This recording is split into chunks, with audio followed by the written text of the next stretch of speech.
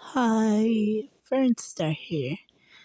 Today it's quite a bit late because I couldn't record a video because free was down yesterday. Pretty much a lot. Here I am with a part 2 to my new fanfiction. Reading the trash novels. Okay. You woke up with a groan, your head pounding as your vision clears. You notice you were lying on a very, very fancy bed. Silk sheets, gold trimmings on the canopy. The works, and you were dressed in something later, far too complicated for someone who just woke up from a near-death experience. You sat, rubbing your eyes, to only freeze as the reader. This was not your bed. This was not your department. Oh God, no. You whip your head around the lavish room, recognizing it from the novel you had been hate reading just last night.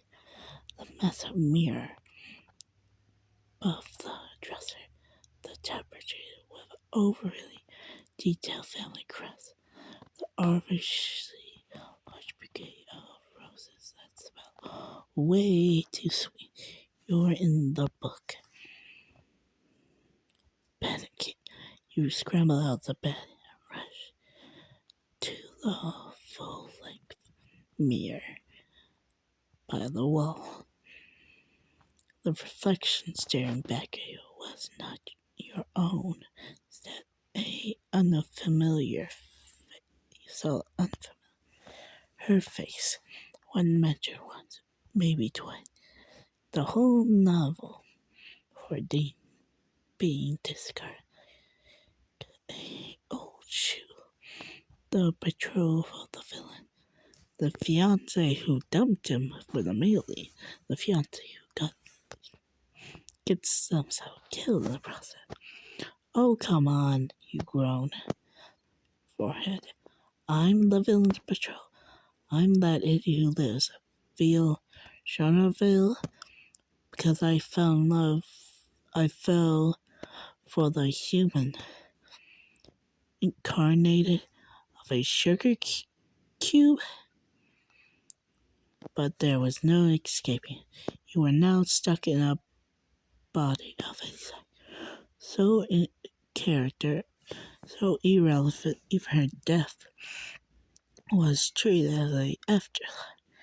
The one who leaves her handsome, ambitious, gorgeous fiancé, Nedge.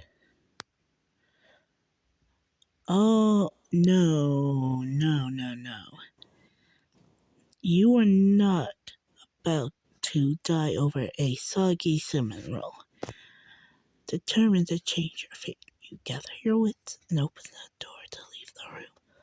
But of course, you ran headlong into a tall figure. You boofed back. Oof, careful there.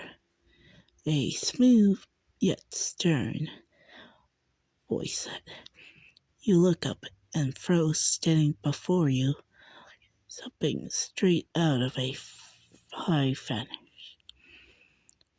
magazine. Let's feel Xander Troy,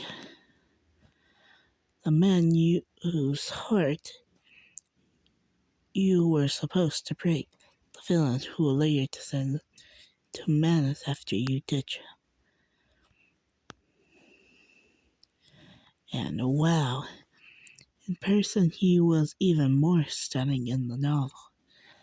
Had described his golden blonde hair shimmered in the sunlight. Pouring through the window. His purple eyes were as sharp as they were beautiful. His posture screamed compliment. You blink up utterly dumbfounded. You were supposed to leave him? You nearly get the thought.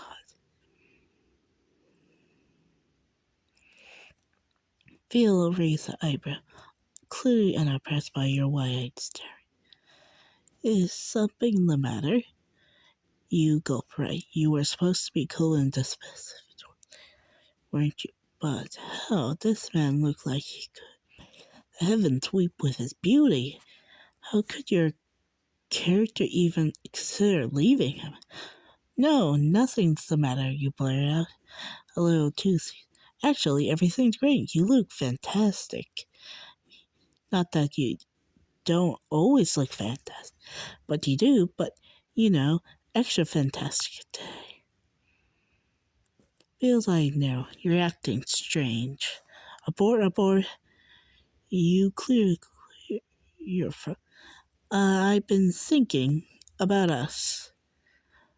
His gaze became sharp. About us. You nodded, plastering your most sincere smile. I realize I haven't been very supportive. I'm sorry for that. Really, I am. From now on, I'll be the most appreciative fiance ever. Theo looked at you as though you told him the sun was cold. Clearly didn't trust his sudden change in attitude. What exactly brought this up? Yes. Time for plan B. Oh, just reflection, self-improvement, I thought. Why would I ever look anywhere else when I got someone like you right in front of me? Amazing. Really. You cringe internally how corny that. Phil didn't seem eternally put off. That's all he said. That was all he said, but his peers watching for any sign for you were sweating bullets, but at least he wasn't storming off yet. And that's it for part 2. Hope you guys enjoy.